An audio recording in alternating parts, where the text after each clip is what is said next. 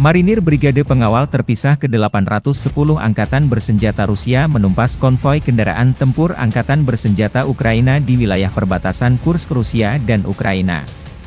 Personil militer Armada Laut Hitam dari kelompok pasukan utara menghentikan kemajuan kolom Angkatan Bersenjata Ukraina. Deteksi musuh yang tepat waktu dan reaksi cepat personel Brigade Laut memungkinkan untuk menghancurkan dan menetralisir militan Angkatan Bersenjata Ukraina pada waktu yang tepat.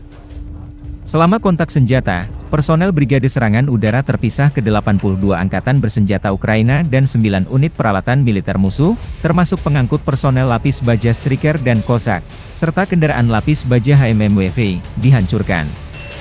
Dua pengangkut personel lapis baja Striker, sebuah mobil lapis baja Rochelle Sharp Kanada dan sebuah kendaraan tahan ranjau Cougar diamankan. Puluhan personel musuh juga ditawan. Seperti yang dikatakan prajurit Brigade Marinir Armada Laut Hitam, musuh tidak mengharapkan tanggapan yang begitu keras. Setelah serangan langsung yang gagal, para militan mencoba melewati pejuang kami, namun berkat kecerdikan Komandan Regu Penyerang, mereka terkejut. Setelah itu, Marinir dapat mengambil posisi yang menguntungkan untuk lebih mengontrol pergerakan dan menghancurkan alat ringan dan berat musuh. Video dipublikasikan militer Rusia 20 Agustus. Download Tribun X sekarang, menghadirkan lokal menjadi Indonesia.